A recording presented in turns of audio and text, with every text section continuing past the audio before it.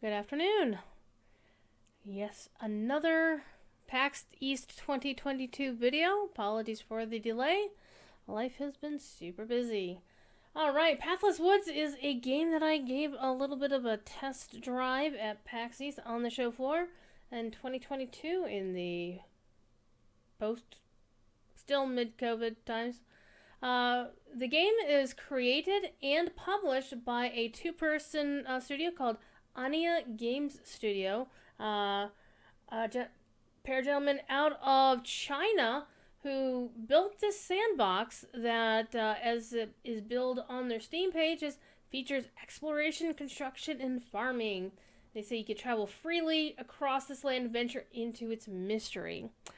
During the demo, there wasn't a lot of venturing into the mystery.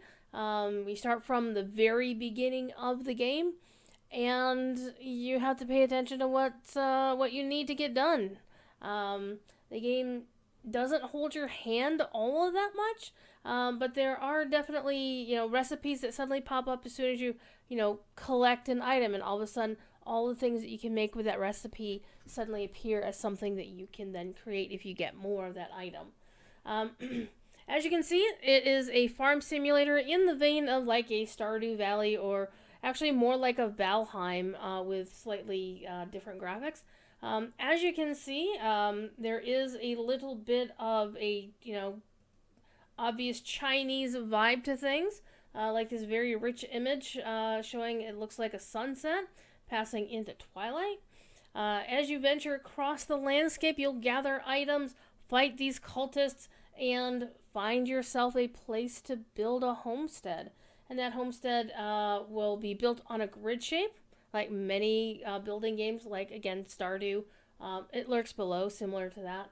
The graphics are pretty, they're definitely not pixel based. They're also not like realistic high res either. But the very rich colors. The color palette is very bright in a lot of places, or very vibrant in other places where, for example, that it gets dark or it's in another biome.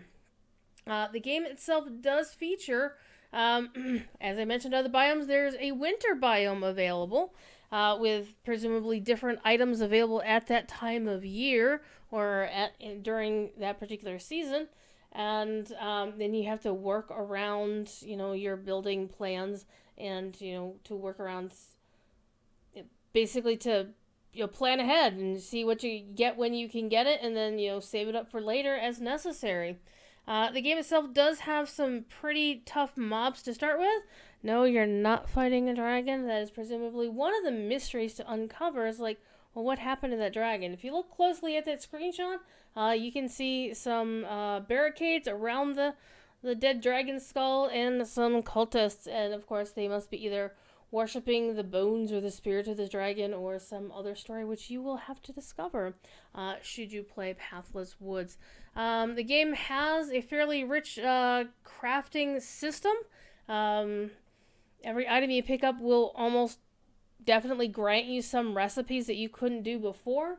And, things that you can do include logging, chopping down trees, farming is one of the big ones, hunting and brewing, because, of course, you can't game without alcohol, apparently. Let's see what else we have. There's also a very rich nighttime landscape available. The colors, the darkness isn't like pure dark, but it makes any of the light sources stand out that much more vibrantly. It looks like a lot of fun. When I was testing it, though, it did seem to be a bit of a challenge right from the get-go, because there wasn't much of a tutorial. It really didn't hold your hand that much, and quite frankly, I didn't actually manage to kill even my first bad guy. And I would like to say that I'm not completely terrible at such things, but I did find it a little bit difficult from the get-go. I would say probably the game would not be suitable for like the really younger set, the ones that would be easily frustrated when they couldn't progress the game. It does have like checkpoints that you can use to restart from a certain point. You do drop your items when you die, so you're gonna have to do corpse runs if you die to the bad guys and the cultists. But that's just something you have to work yourself around. So it does have a little bit of that roguelike sort of feel to it. where if you die, you have to do the corpse run, get your stuff back, and then progress further from there. It seems pretty fun, but I think I would probably want to have a little bit more time playing the game and just learning the controls and learning the features before I, committed to it and saying, oh my god, this is like the best thing since sliced cheese. But in general, it does look like it does show some promise. For being a two-person team, it's not, it's not bad at all, in fact. I would think if you're looking for a little bit more graphics to your Stardew Valley, it might be interesting. I didn't feel that the story was as rich or as integrated as the Stardew Valley one. It basically was you and then some cultists. I didn't really see any other villages to talk to or any sort of relationships to work on, whether be friends, marrying these people, or whatever, romance options.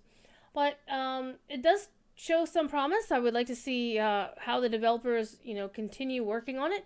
It's currently in early access at this time.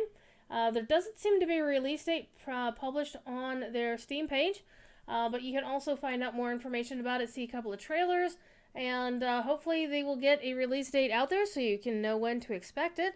Yeah, looks like it was something interesting and maybe something to keep an eye on here in the future. Again, if you liked the video, please toss it a like and a subscribe, and I will be back with you hopefully with some other reviews or some other long gameplays from my Twitch channel. Thank you and have a great night.